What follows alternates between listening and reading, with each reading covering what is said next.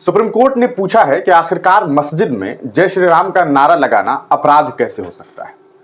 सोचिए, दो व्यक्ति है, दूसरे समाज का है और वो मस्जिद में चला जाए और जा करके अचानक जय श्री राम का नारा लगाने लगे। फिर कुछ लोग उसे पकड़ ले, प्रशासन को सूचना दे, प्रशासन उसे गिरफ्तार करे, उसे जेल में बंद कर दे। हाईकोर्ट ये कहे कि किस बिना पर आपने इसे गिरफ्तार कर लिया है, क्या जय श्री राम का नारा लगा देना अपराध हो गया है, और फिर उसे बाइज्जत बरी कर दिया जाए। फिर जिस व्यक्ति ने कंप्लेन किया होगा वो व्यक्ति इस मामले को लेकर सुप्रीम कोर्ट पहुंच जाता है और पहुंचने के बाद सोचता है कि शायद सुप्रीम कोर्ट, सर्वोच्च न्यायालय है, वो ये फैसला तो देगा कि मस्जिद में जाकर के आप इस तरह की बातें कैसे कर सकते हैं। अगर मान लीजिए मंदिर में जाकर के अचानक से कोई मुस्लिम समाज का व्यक्ति चला जाए और जोर जोर से नारे तकबीर अल्लाहू अकबर कहने लगे, तो फिर क्या होगा, क्या माजरा होगा। चलिए, ये तो सोचने वाली बात है, ये हुआ नहीं है तो इसे छोड़ देते हैं।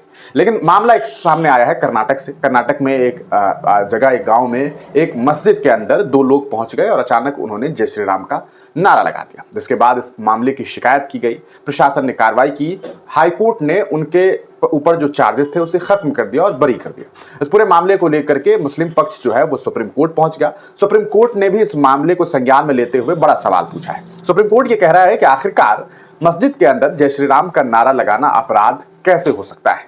आपको क्या लगता है, क्या ये अपराध है या नहीं है? अब चूंकि सुप्रीम कोर्ट ने कहा है, सर्वोच्च न्यायालय ने कहा है, तो इस पर ज्यादा टीपा टिप्पणी नहीं किया जा सकता। सर्वोच्च न्यायालय है, आप उनके फैसलों पर, हाँ ये तो है कि आदमी सवाल कर सकता है कि आखिरकार ये किस बिना पर किया गया होगा। लेकिन खैर, पूरा मामला हम आपको बताते हैं ताकि आप इस पूरे मामले को लेकर क्या सोच रहे हैं, किस तरीके का नजरिया है, आप जरूर हमें कमेंट सेक्शन में जो है वो बताइएगा। इस पूरे मामले देखिए, जय श्री राम का नारा लगाना अपराध कैसे हो सकता है। दोनों लोग एक धार्मिक नारा लगा रहे थे या ये कहिए कि एक व्यक्ति का नाम ले रहे थे। सुप्रीम कोर्ट ने ये बात कही कि भाई एक तो ये लोग नारा लगा रहे थे, दूसरा क्या है, किसी व्यक्ति का नाम ले रहे थे। श्री राम क्या, एक व्यक्ति का नाम लिया, तो इससे आपको क्या मसला है। अब देखिए, सुप्रीम कोर्ट ने पूछा मस्जिद में जय श्री राम के नारा लगाना अपराध कैसे, जानिए क्या है पूरा मामला। कर्नाटक के दक्षिण कन्नड़ जिले का ये मामला है, जहां एक मस्जिद में कुछ लोगों ने जो है जय श्री राम के नारे लगा दिए। मामला जब हाईकोर्ट पहुंचा तो अदालत ने नारा लगाने वाले लोगों को बरी कर दिया। अब ये मामला सुप्रीम कोर्ट पहुंचा। मस्जिद के अंदर जय श्री राम का नारा लगाने से धार्मिक भावनाएं आहत होने के आरोप में मुकदमा जो दर्ज किया गया था उसे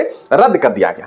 और हाईकोर्ट के इस आदेश को चुनौती देने के लिए जो है पक्ष, जो है एक पक्ष, वो कर्नाटक सरकार के खिलाफ जो है कह सकता है सुप्रीम कोर्ट पहुंच गया। अब क्या है मामले में, सुप्रीम कोर्ट ने कर्नाटक सरकार से जवाब मांगा है। हालांकि सुप्रीम कोर्ट ने कर्नाटक सरकार को इस केस में नोटिस जारी करने से मना कर दिया। मामला दक्षिण कन्नड़ जिले का है, जहां दो लोगों ने मस्जिद में घुसकर जय श्री राम का नारा लगाया। यह मामला जब हाईकोर्ट पहुंचा तो अदालत ने इसे रद्द कर दिया था। इसके बाद सुप्रीम कोर्ट में याचिका दायर की गई थी। मामले की सुनवाई के दौरान सुप्रीम कोर्ट की बेंच ने शुरू में पूछा यह अपराध कैसे है। इस पर सुप्रीम कोर्ट में याचिकाकर्ता के वकील ने कहा कि अगर एक समुदाय के धार्मिक स्थल पर दूसरे समुदाय के नारे लगाने की अनुमति दी जाती है तो इससे सांप्रदायिक विवाद पैदा हो सकता है। कल को कोई मुसलमान मंदिर में घुसेगा और वहां जाके नारे तकबीर लगाने लगेगा, उसके बाद क्या होगा आप बखूबी जानते हैं। इसके बाद हैदर अली नामक व्यक्ति की याचिका पर कर्नाटक सरकार से जो है वो जवाब मांगा गया है। यानी कि अब क्या है कि इस पर जवाब मांगा गया है। अब आगे है कि कर्नाटक हाईकोर्ट के फैसले के खिलाफ दाखिल याचिका पर कर्नाटक सरकार से जवाब मांगा गया है। इस मामले में हाईकोर्ट ने मस्जिद के अंदर नारा लगाने वाले उपद्रवियों के खिलाफ आपराधिक कार्रवाई को इस आधार पर रद्द कर दिया गया था कि इससे धार्मिक भावनाएं आहत नहीं हुई।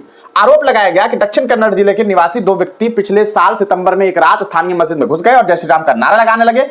हाईकोर्ट ने अपने फैसले में कहा था यह समझ से परे है कि अगर कोई जय श्री राम का नारा लगाता है तो इससे किसी वर्ग की धार्मिक भावना कैसे आहत होंगी। जब शिकायतकर्ता खुद कहता है कि इलाके में हिंदू मुस्लिम सौहार्द के साथ रह रहे हैं तो इस घटना को किसी भी तरह से अपराध नहीं माना जा सकता। यह बात जो है वो आपको कोर्ट ने कही है।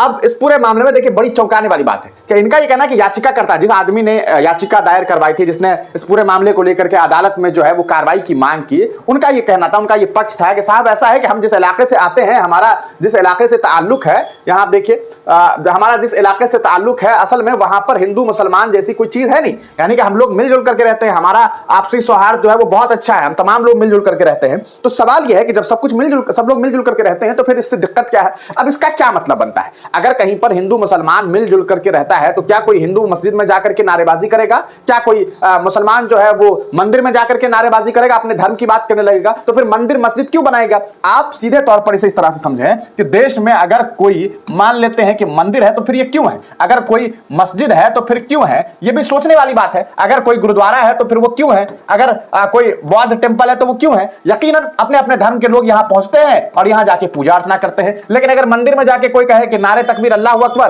कोई अगर जो है मस्जिद में जाकर के कहे कि जय श्री राम, तो इससे बातें समझ नहीं आ रही है। तो ये एक बड़ी बात सामने आई है। हालांकि सुप्रीम कोर्ट ने कहा है, सवाल पूछा है कि आखिरकार ये अपराध कैसे हो सकता है। आपका इस पर क्या विचार है, अपनी राय कमेंट सेक्शन में जरूर दीजिएगा। और बहुत सारे लोग बस यही सवाल पूछ रहे हैं जो हमने आपको बताया कि ऐसे सोशल मीडिया पर लोग सीधे तौर पर इस बारे में कह रहे हैं कि आखिरकार ऐसा कैसे हो सकता है। आपको क्या लगता है, अपनी राय जरूर दीजिएगा।